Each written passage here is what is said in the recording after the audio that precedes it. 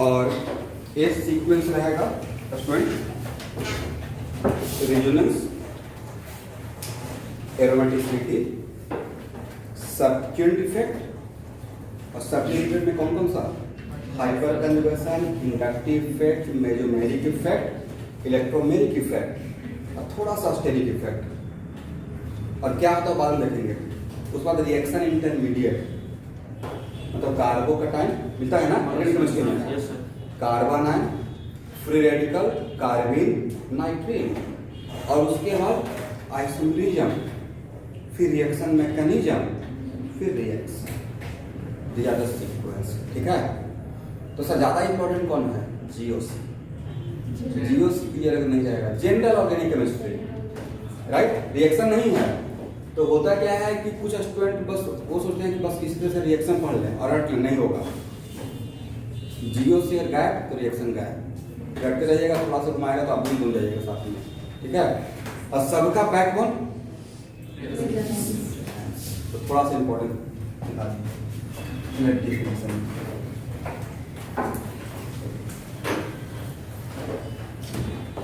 लिखिए, resonance is a process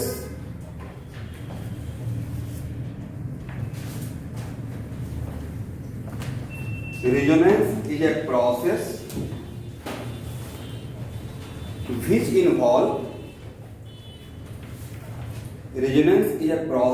which involve change in position of pi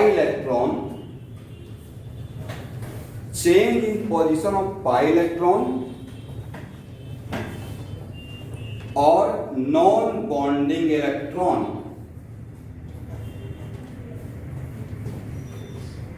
इसको first point ही बनाइएगा, ये पहला पॉइंट था।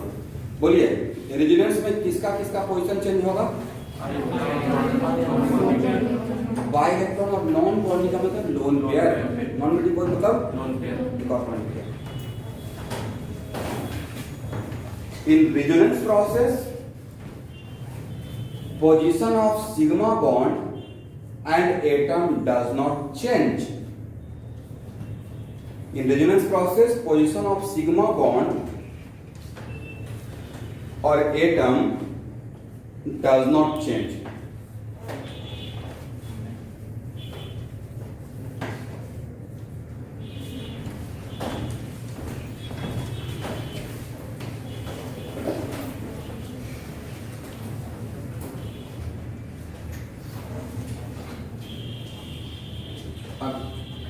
नेक्स्ट पॉइंट लिखने से पहले डिफरेंस समझिए।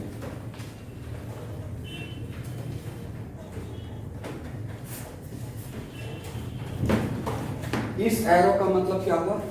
Sir A converted into B and B also converted into A. इसका मतलब sir C converted into D and D also converted into सी।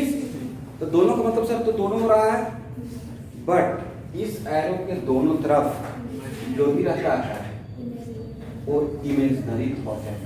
क्या है? इमेजिनरी स्ट्रक्चर है, नॉट रियल। बट ये तो केमिकल इक्विलिब्रियम का साइन है ना, अब केमिकल इक्विलिब्रियम का साइन है तो इक्विलिब्रियम के दोनों तरफ रियल कंपाउंड होता है। For example PCl5 converted into PCl3 plus Cl2, PCl तो भी रियल कंपाउंड, Cl2 भी रियल कंपाउंड एग्जिस्ट करता है। इसका मतलब इसके दोनों तरफ जो रहेगा वो क्या रहेगा? Real compound.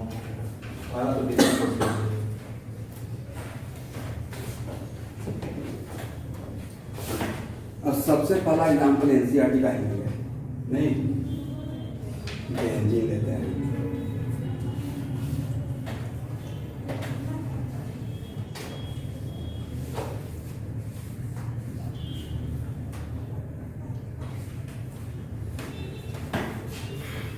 चलिए स्टूडेंट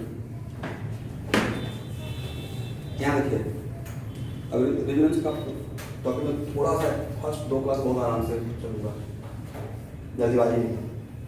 ए और ए सेम या डिफरेंट?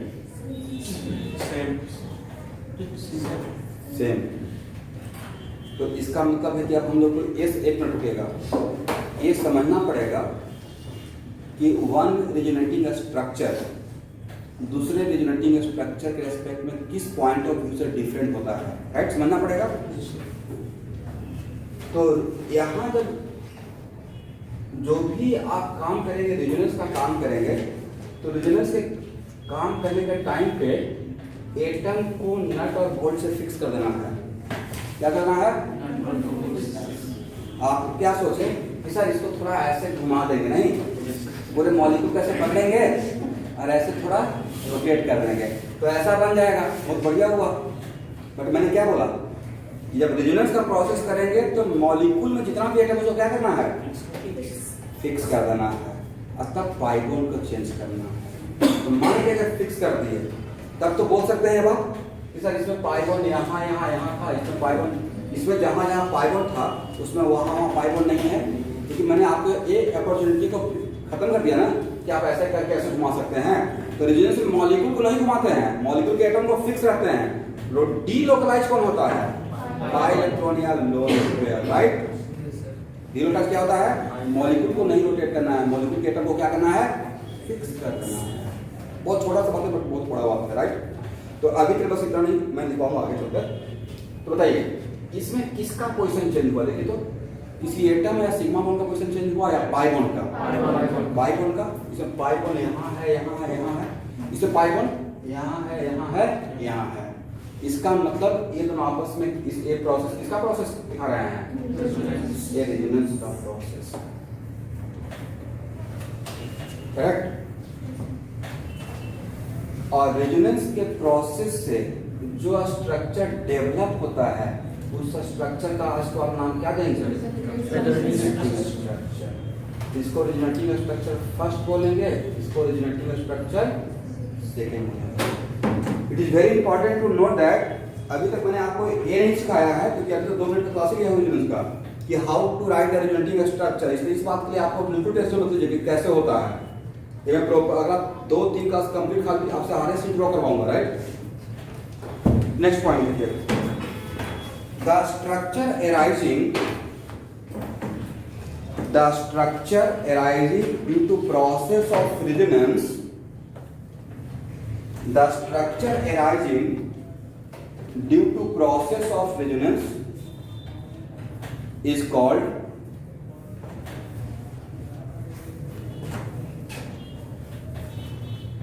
resonating structure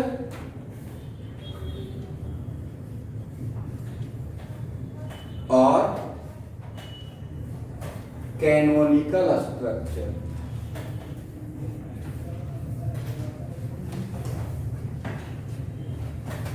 या आप उसको रेजोनेटिंग स्ट्रक्चर बोलेंगे और शॉर्टकट में रेजोनेटिंग स्ट्रक्चर क्या बोलेंगे? आरएस। इसका एक और नाम है सीएस। इसको रेजोनेटिंग स्ट्रक्चर भी बोलते हैं और कैनोनिकल स्ट्रक्चर भी बोलते हैं। एक और पॉइंट लिखिए,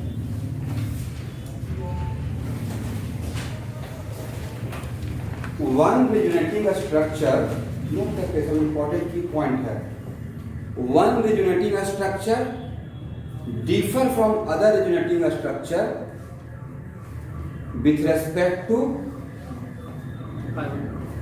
location of pi bond, सारा पॉइंट लीजिए, location of pi bond, comma, with respect to location of lone pair, comma, with respect to location of negative charge और with respect to location of positive charge। किसके किसके respect में अगर differ करेगा तो उसको हम लोग डिफरेंट आरएस बोल देंगे। तो देखिए ये मैं आगे का भी स्टोरी बता दिया, क्योंकि मुझे पता है कि रेजोनेंस में, एक मिनट मैं बोल रहा हूँ, किसी को बोल रहा हूँ, रेजोनेंस में पाई बॉन्ड इन्वॉल्व रहेगा, लोन पेयर इन्वॉल्व रहेगा। वन निगेटिव चार्ज का मतलब भी तो लोन पेयर होता है, निगेटिव चार्ज भी इन्वॉल्व रहेगा। और मुझे पता है कि रेजोनेंस पॉजिटिव चार्ज भी करता है, राइट। इसका मतलब है कि one RS differ from other RS with respect to क्या क्या? With respect to location of pi bond और with respect to lone pair और with respect to negative charge और with respect to positive charge. हो गया?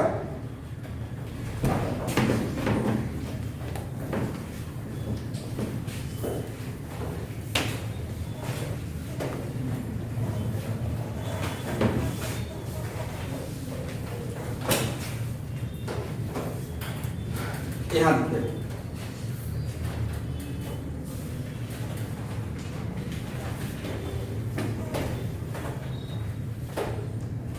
100% मैं sure हूँ कि ये आप जानते हैं। 12th का एग्जाम दिए तो पक्का पढ़े होंगे इस इवेंट को। इस इवेंट का नाम है कीटोइनॉल टॉटोमेरिज्म। यह है कीटोन और इनॉल का मतलब अल्कोहल भी और अल्कीन भी, इसको बोलते हैं इनॉल। पढ़े है ना? क्योंकि बिना इसको पढ़े हुए एल्डोल करने से तो पढ़ ही नहीं सकते आप। अब बिना इसको पढ़े हुए हेलोफॉर्म रिएक्शन भी नहीं पढ़ सकते हैं, न्यूट्रलाइजेशन का कोई होता है, राइट? तो ये होता है, ये एकदम डैम श्योर कि होता है। बट ये इन दोनों को रिजोनेटिंग स्ट्रक्चर बोलेंगे या नहीं बोलेंगे? तो सर ये looks like resonance but it is not the example of resonance because इसमें सिग्मा बॉन्ड का पोजीशन चेंज हुआ था और इसमें एटम का भी पोजीशन चेंज हुआ था। बट रेजोनेंस में किसका पोजीशन चेंज? मतलब दिस प्रोसेस इज कोई पूछा ये प्रोसेस रेजोनेंस से कैसे, रेजोनेंस के एस्पेक्ट में कैसे डिफरेंट है? कोई बोला नहीं ये रेजोनेंस नहीं है, आपको तो काउंटर करना पड़ेगा ना। तो ये रेजोनेंस नहीं है, किस पॉइंट ऑफ व्यू से रेजोनेंस नहीं है? This process is not an example of resonance because what? In this process, position of sigma bond as well as position of atom both are changed. But in resonance, position of sigma bond as well as position of atom does not change. That's why this is not the example of resonance. तो फिर resonance का example है तो किसका है? आगे पढ़ेंगे। ऐसा मुझे पता है कि example टॉटोमेरिज्म का है, right?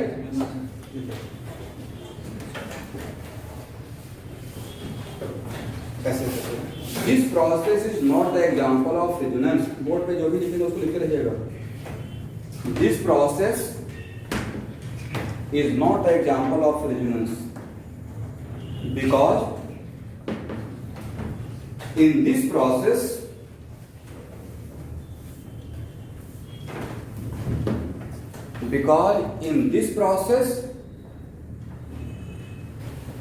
position of sigma bond as well as position of atom both are changes.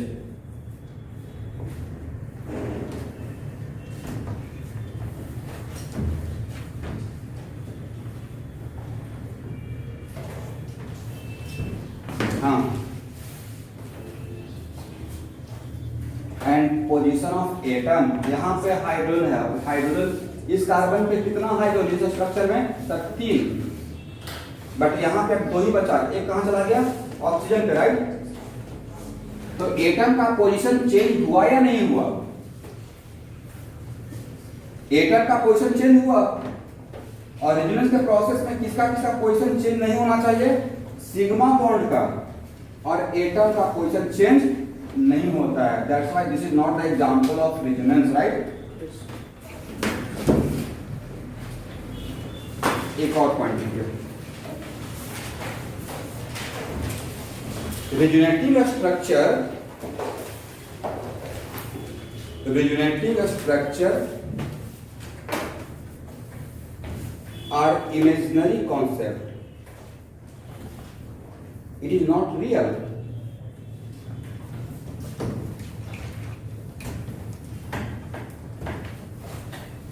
Comma.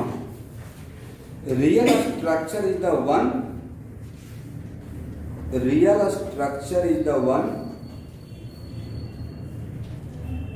which contain character of all resonating structure.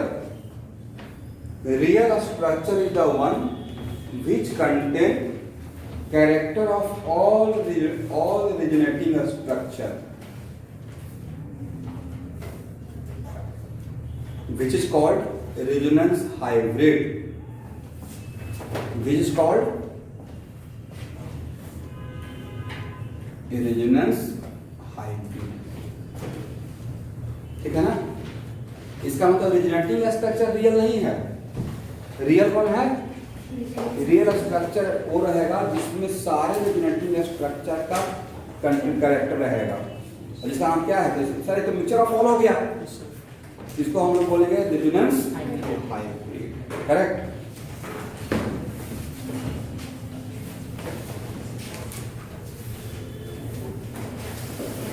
जितना भी पॉइंट लिखा है इसको फिर से एक बार पढ़िए।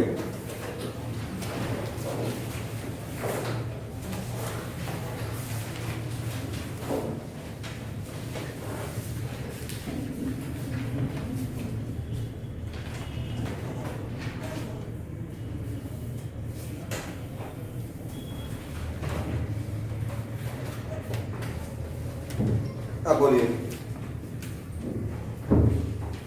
रेजोनेंस जिस टाइम पे होता है उस टाइम पे मॉलिक्यूल को घुमाते हैं या मॉलिक्यूल को फ्रीज कर देते हैं, मॉलिक्यूल के मेन स्केलेटन को, मेन स्केलेटन से एटम को फिक्स कर देते हैं, राइट। और किसको रोटेट करते हैं?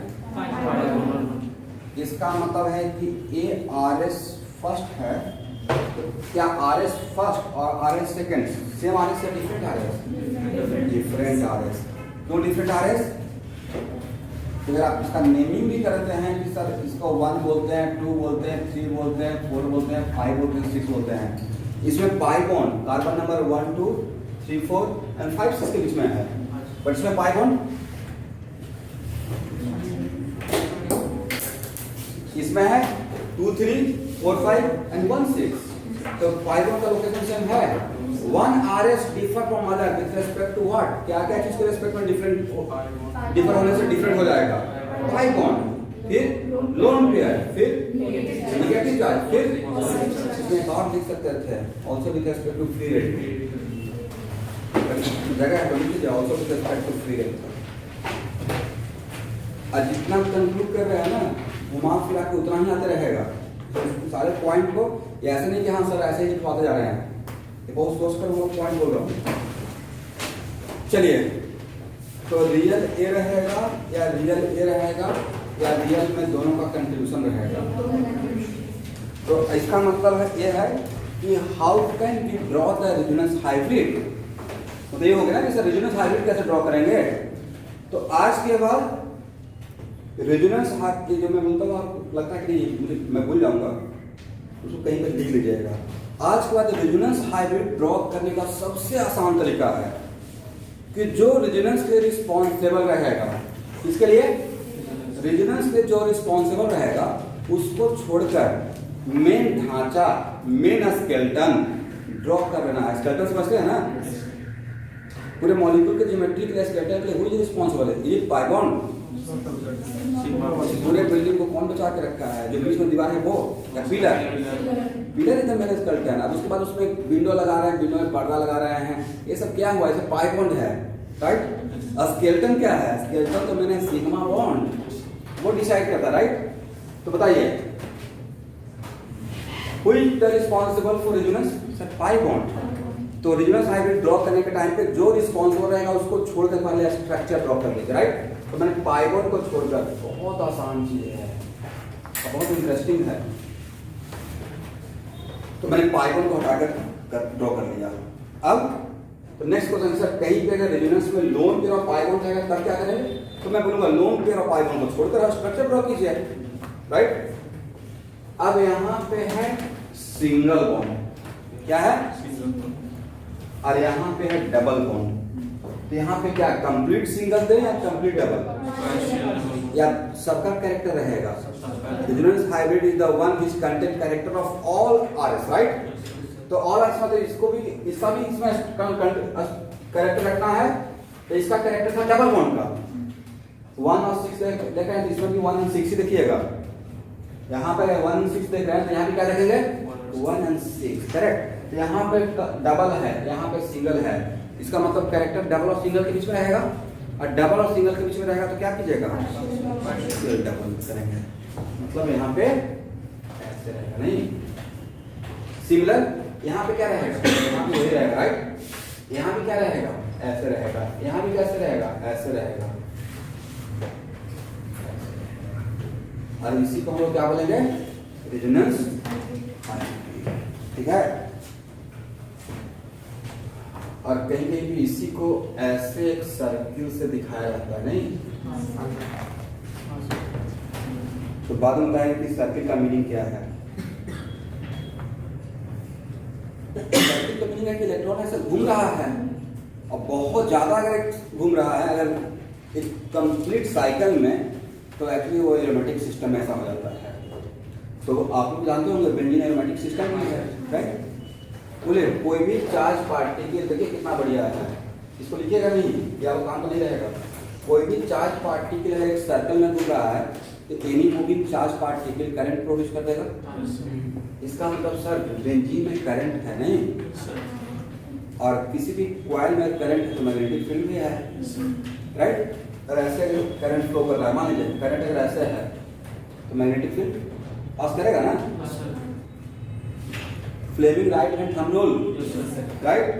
तो इसके अंदर रहेगा इनवर्ड और बाहर क्या रहेगा, इसका मतलब हायर लेवल का पढ़िएगा तो देखिएगा बेंजीन के यहाँ से मैग्नेटिक फील्ड निकलते रहेगा। तो ये नहीं बोलना कि मैग्नेटिक फील्ड कहाँ से आ गया, करंट कहाँ से आ गया, करंट है, राइट।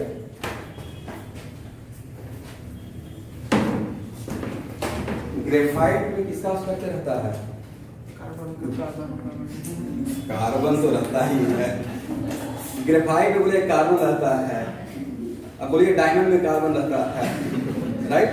ग्रेफाइट में एक लेयर बेंजीन का ऊपर में है, बहुत सारा जुड़ते रहता है, एक बेंजीन दूसरे बेंजीन से, और उसके नीचे फिर से बेंजीन रहता है, राइट। और बेंजीन में फिर वीक बॉन्ड रहता है, पाई बॉन्ड। तो देखते हैं मतलब हालांकि ऐसा मजाक नहीं करना चाहिए, बट कोई जो आपके बहुत अच्छे फ्रेंड रहेंगे वो ऐसा मजाक कर लेते हैं, बोले पेंसिल ऐसे करके ऐसे। तो बचपन में क्या रहता है, right.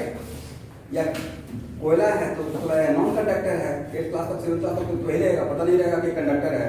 Graphite very good conductor, तो ऐसा मजाक कर दिया एक बार, तब पता चला। उसके बाद तो सेकंड टाइम कभी लाइफ में नहीं भूलूंगा।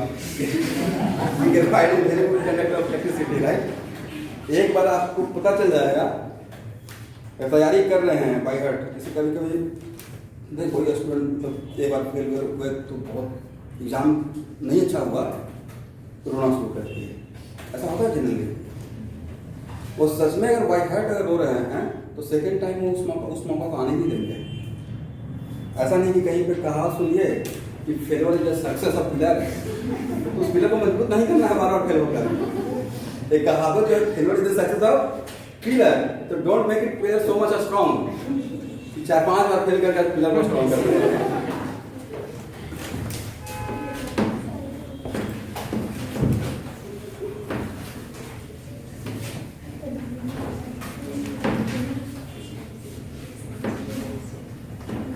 चलिए अभी मैंने वहां पे ये नहीं बोला कि वो उसका बॉन्ड अगर 1.2 है या 1.3 है या 1.5 है, राइट, उसको हम बाद में निकालेंगे। बस इतना पता है कि पार्शियल डबल बॉन्ड है, राइट। स्टूडेंट अभी जो स्ट्रक्चर ले रहे हैं तो रेजोनेंस में अगला 20 मिनट्स तक मेरे ऊपर ट्रस्ट कीजिएगा, क्योंकि मैं नहीं जानता हूं कि आपको रेजोनेटिंग स्ट्रक्चर ड्रॉ करने आता है या नहीं आता है, वो मैं आपको सिखाने वाला हूं, ठीक है। बोलिए नाइट्रोजन के पास कितना लोन पेयर, जैसे अभी मेरे पास ऑनलाइन पूछ रहे थे कि सर लोन पेयर कैसे निकाल लेंगे, तो लोन पेयर नहीं कहता कि लोन पेयर निकालने के लिए आपको इलेक्ट्रॉनिक कॉन्फ़िगरेशन पढ़ाए हैं, ठीक, किसी का।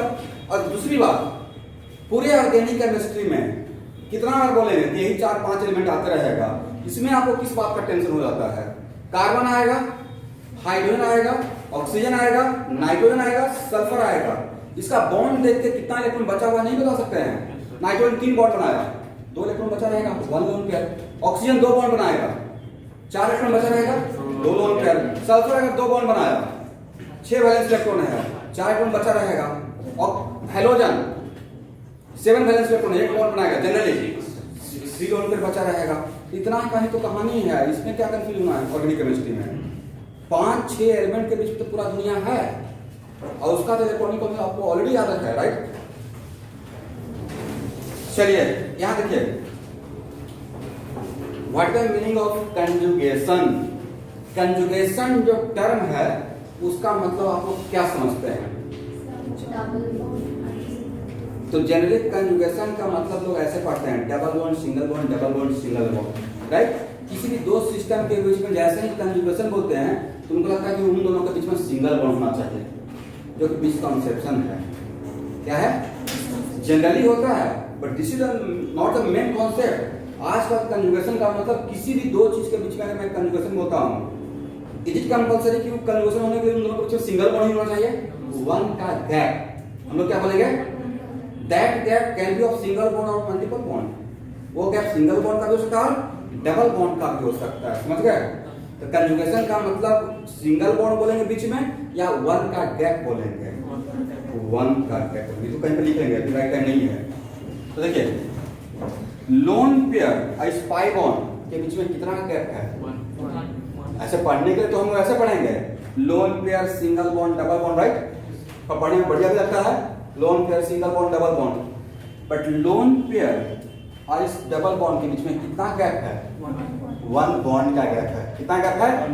और वो बॉन्ड यहाँ पे ठीक है सिंगल बॉन्ड का है, बट वो डबल बॉन्ड का भी हो सकता है, depending upon situation.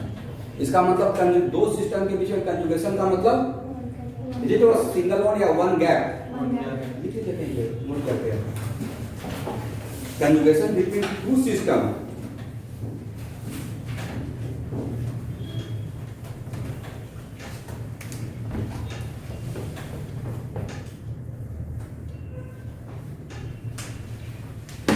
for conjugation between two system there should be one gap of bond length.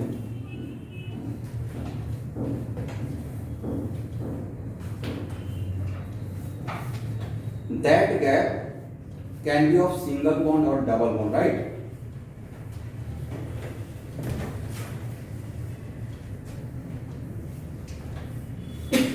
चलिए स्टूडेंट यहाँ देखिए,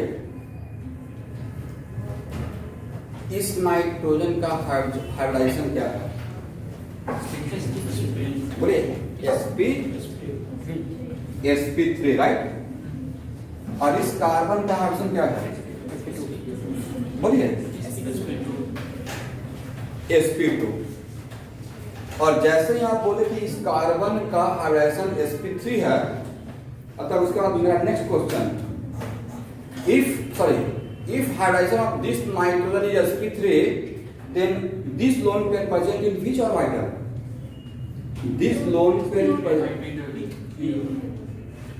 sp3 hybrid। एक मिनट sp3 बोले होंगे तो ऐसे तो बोलेंगे, दिमाग को फंक्शन करते हुए बोले हैं कि नाइट्रोजन का कोऑर्डिनेशन नंबर 3 और लोन पेयर 1, तो स्टेरिक नंबर 4 और स्टेरिक नंबर 4 तो 4 हाइब्रिड ऑर्बिटल बनाए, तो एक लोन पेयर भी तो हाइब्रिड ऑर्बिटल बनाया।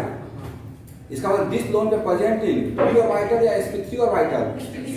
अगर sp3 अगर इस नाइट्रोजन का अगर आप sp3 बोल रहे हैं तो लोन पेयर को छोड़ते हुए या लोन पेयर को लेते हुए, you are including the lone pair, right? इसका मतलब है कि this lone pair present in which orbital? This lone pair present in, बोलिए sp3 सब हैबिट डालिए, ठीक है? sp3 orbital, correct? तो डिफॉल्ट में बोलना पड़ेगा ना, उपाय क्या है? आप लोन पेयर को काउंट कर रहे हैं, राइट? जिसके लिए घर बना रहे हैं उसी को घर नहीं दे रहे हैं। लोन पेयर को स्टेरिक नंबर पे काउंट किए और हाइब्रिड ऑर्बिटल आपने उसके लिए बनाया, तो this lone pair should be present in sp3 orbital, right?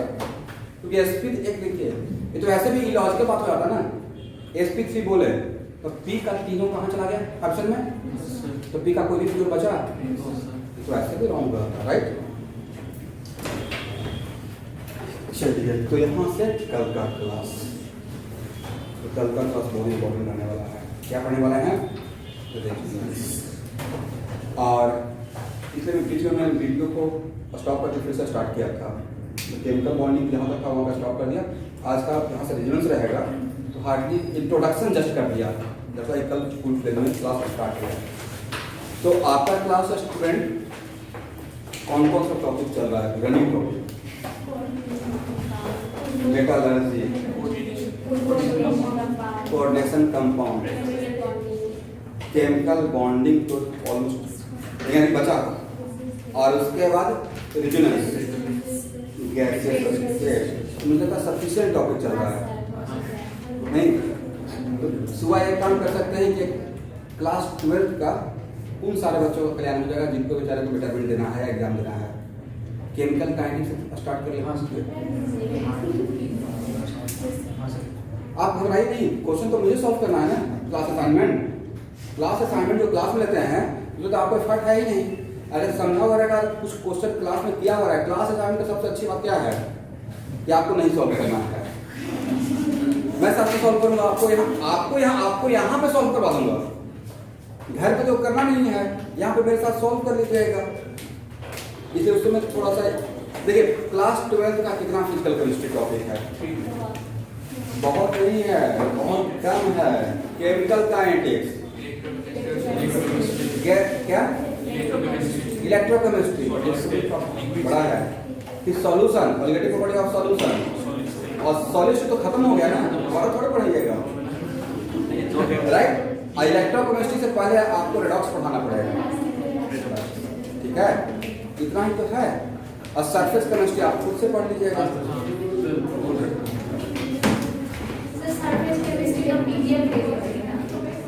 मैं ऑलरेडी क्लास 12 में भेज चुका हूँ, आपको भेज चुका हूँ PDF भी और उसका असाइनमेंट भी, थ्योरी भी असाइनमेंट। हार्डाइजेशन का MOT का ऑलरेडी असाइनमेंट अवेलेबल है, हार्ड कॉपी। ये बेटर है, आपके पास ऑलरेडी होगा। अच्छा, तो आप लोग डायरेक्ट यहाँ से मैं सजेस्ट करूँगा, देखिए PDF तो मैं भेज ही दूंगा, क्योंकि तो ऐसे भी भेजना पड़ेगा। जो बेचारे सिस्टम में हैं ये सब वो कहाँ से बनाएंगे, वो तो मेरा कांस्टेंट कंडीशन है। लेकिन जो यहाँ पे अवेलेबल हैं वो हार्ड कॉपी लीजिए, क्योंकि देखते हैं जैसे पूछते रहते हैं मोबाइल में, तो मोबाइल में कभी छोटा हो जाएगा, कहीं बड़ा हो जाएगा, कॉन्सेंट्रेशन बनेगा। या तो लैपटॉप पे काम कीजिए। अच्छा, डायरेक्ट घर से कर सकते हैं, okay, no problem, then fine. देखिए हार्ड कॉपी यहाँ से कलेक्ट करना it is not compulsory, but सबके पास घर पे प्रिंटर नहीं है, मतलब यहाँ पे हार्ड कॉपी भी अवेलेबल रहेगा, लेकिन जो बाहर से कर सकते हैं और भी अच्छा है।